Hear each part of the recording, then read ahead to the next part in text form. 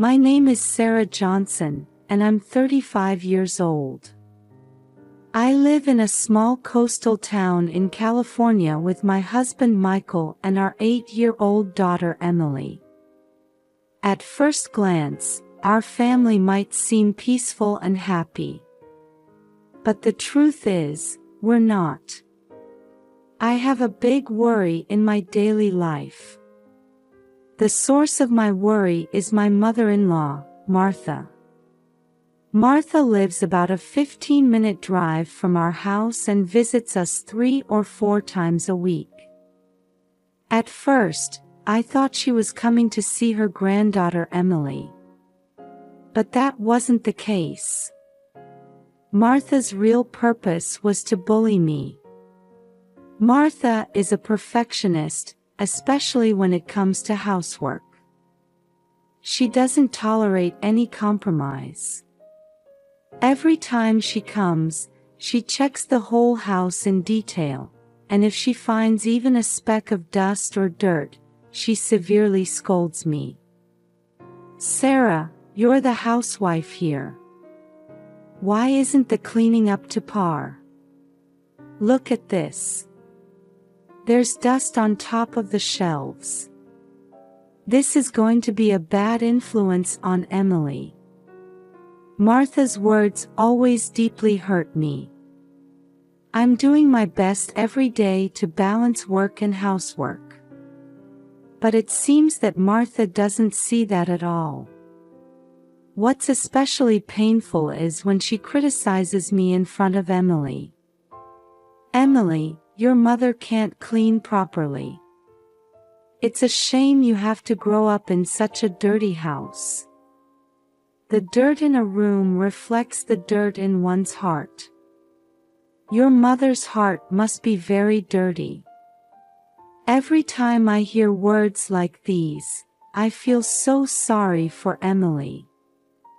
At the same time, I think about talking to my husband Michael, but I can't quite bring myself to do it. One day, I finally worked up the courage to talk to Michael.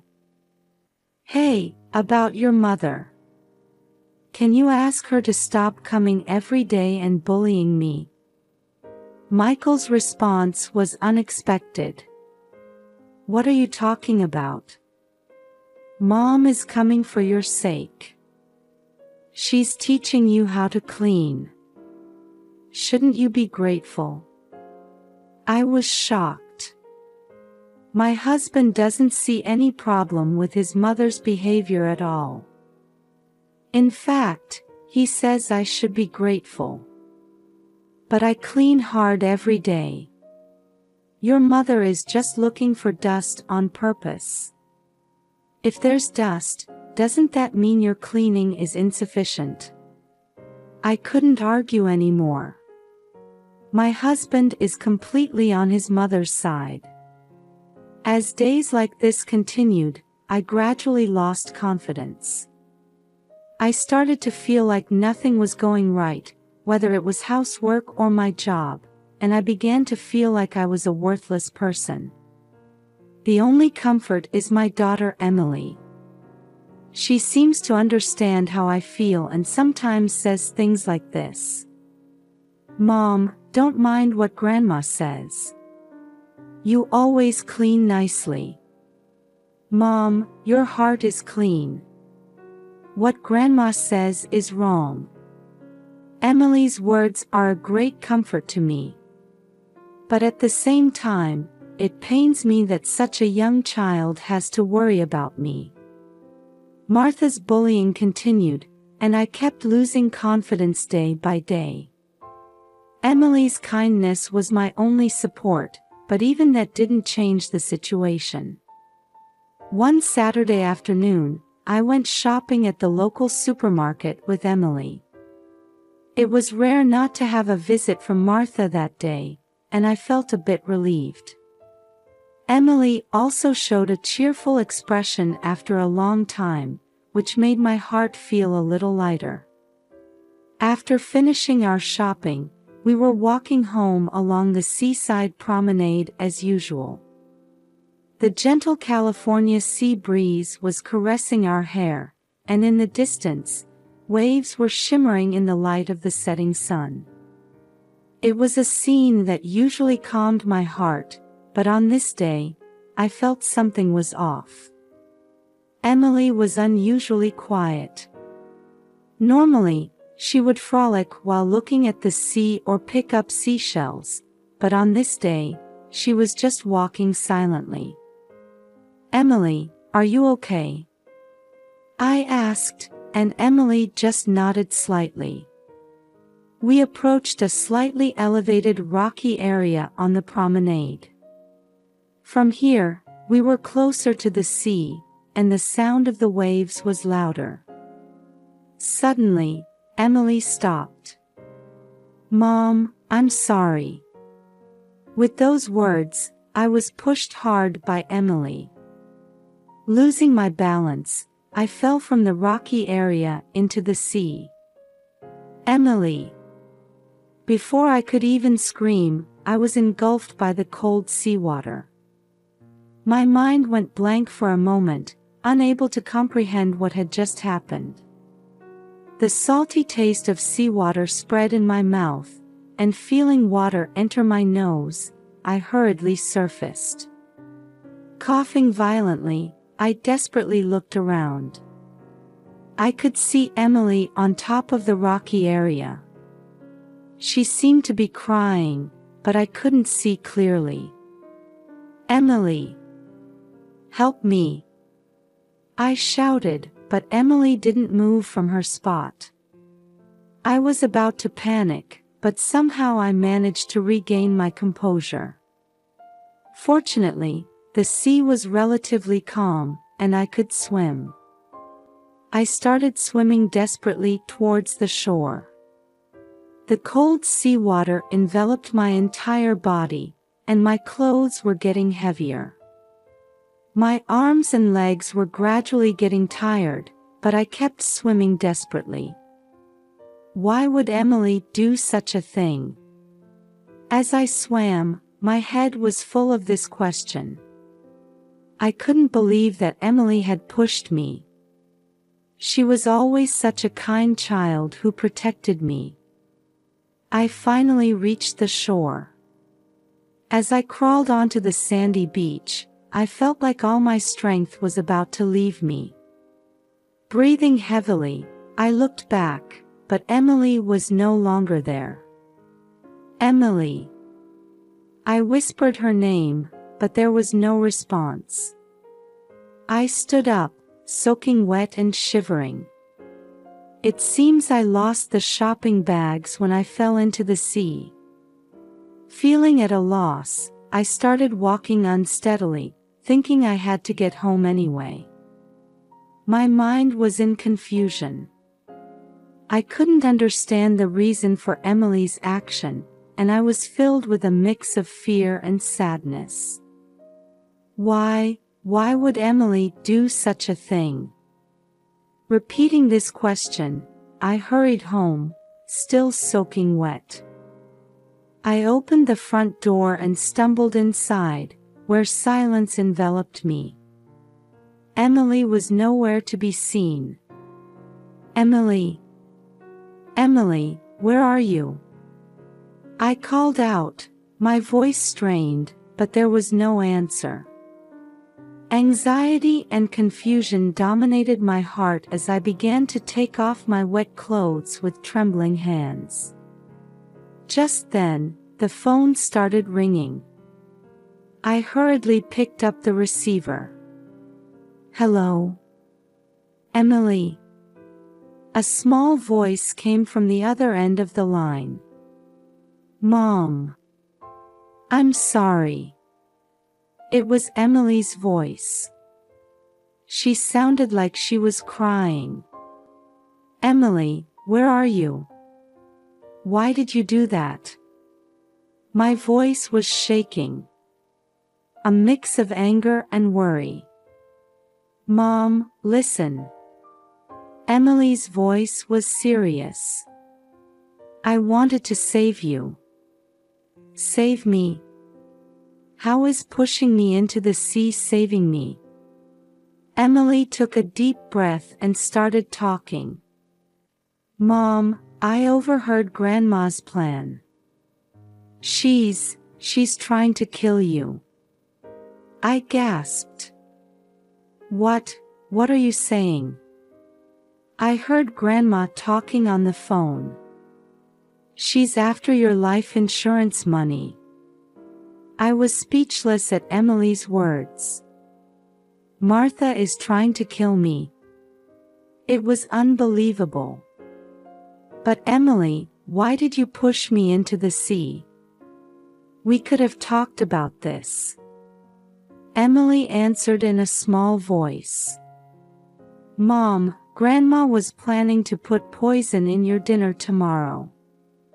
But I thought if I just talked about it, you wouldn't believe me. I was shocked by Emily's words. Indeed, considering Martha, I might not have believed it if I had just heard about it. So I thought if I made it look like you had an accident, it would thwart Grandma's plan. If you survived and came back from the sea, Grandma wouldn't be able to carry out her plan. Emily's voice was trembling. Mom, I'm really sorry. But I wanted to protect you. As I listened to Emily's words, various emotions welled up inside me. Fear, sadness, and deep love for my daughter. Emily, I understand how you feel. But it was a very dangerous thing to do. What if I had drowned? I know. I'm sorry. But I knew you were a strong person. Emily's words made me unable to stop my tears. Emily, where are you now? At a friend's house. Come home right away. Let's think about what to do next together. After hanging up the phone, I fell into deep thought. Martha's plan, Emily's actions, and what we should do next. My head was in confusion, but there was one thing for certain. I had to protect Emily. And I had to find a way out of this situation no matter what. I heard the sound of the front door opening, and Emily came back. We exchanged a long embrace and started to make plans for what to do next. When Emily came back, we hugged for a long time. Feeling Emily's small body trembling in my arms, I couldn't stop my tears. Emily, I'm so sorry. I made you carry such a heavy burden. I said while gently stroking Emily's hair. Emily looked up at me, her eyes wet with tears. Mom, I should be the one apologizing. I put you in danger. I gently wiped Emily's cheeks and took a deep breath. Emily, you were trying to protect me. I'm very touched by your courage and love. But from now on, let's think of safer ways, okay? Emily nodded slightly. At that moment, I felt my daughter's growth and strength, and my heart swelled with emotion. Mom, what are we going to do now? In response to Emily's question, I thought for a moment before answering. First, we need to have a proper talk with Grandma. But before that, we need evidence. We talked late into the night, making plans. I was moved many times by Emily's courage and wisdom. The next morning, I decided to take action to improve my relationship with Martha, with renewed determination. First, with Emily's help, we decided to record Martha's phone conversations. A few days later, when Martha came to our house, I greeted her, trying to appear calm despite my nervousness. Martha, let's have a good talk today. Martha looked puzzled but sat down in the living room. Martha, I understand how you feel about me. But we can't leave our relationship like this. Martha tried to speak, but I raised my hand to stop her. Please listen. I am your son's wife and Emily's mother. We are family. But your actions are trying to destroy our family. Martha's face turned pale. What are you saying? I'm just. Emily overheard your phone conversation. About targeting my life insurance money. Martha seemed at a loss for words. I played the recording, revealing Martha's plan. Why would you do this? I asked, tears in my eyes. After a long silence, Martha broke down crying. I was just lonely. After Michael married you, I felt like I lost my place. I took Martha's hand. Martha, you are an important member of this family. But actions that hurt us are not acceptable. Martha looked up and met my eyes. I'm truly sorry. Can you forgive me? I forgive you. But from now on, let's make an effort to respect and understand each other. From that day on, we gradually started to repair our relationship.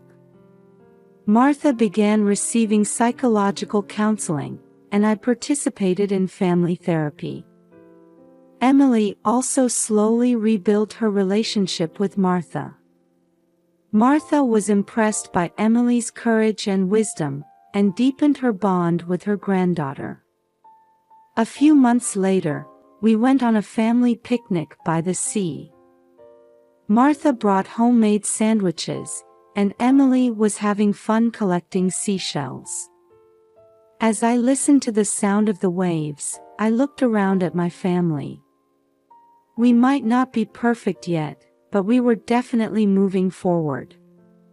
Through this experience, I learned the importance of family bonds and understanding each other. And above all, I felt deep gratitude for Emily's love and courage. A year has passed since our picnic by the sea. Since that day, the bonds of our family have been deepening, slowly but surely. Martha now accompanies Emily to her piano lessons once a week. Gone is her former strictness. Instead, she gently applauds Emily's performances, which warms my heart. My relationship with Martha has also changed significantly. Every Sunday, we attend a cooking class together. At first, we were tense, but now we can laugh and point out each other's mistakes. Michael has also noticed the change in our family and has started actively making time for family on holidays. At our recent family meeting, we all made plans for next month's vacation together. Emily is brighter and more confident than before. Mom, I baked cookies with Grandma, she reports happily, and I can't help but feel joy.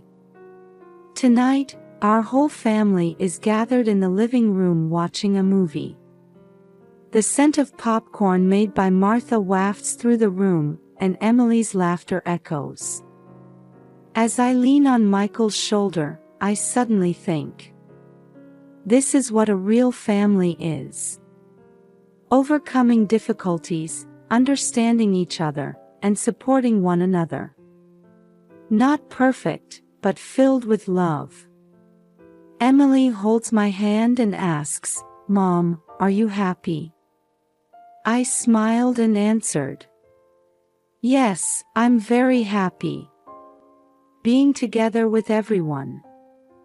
At this moment, I felt truly happy from the bottom of my heart. There may still be challenges ahead. But with these strong bonds, I believe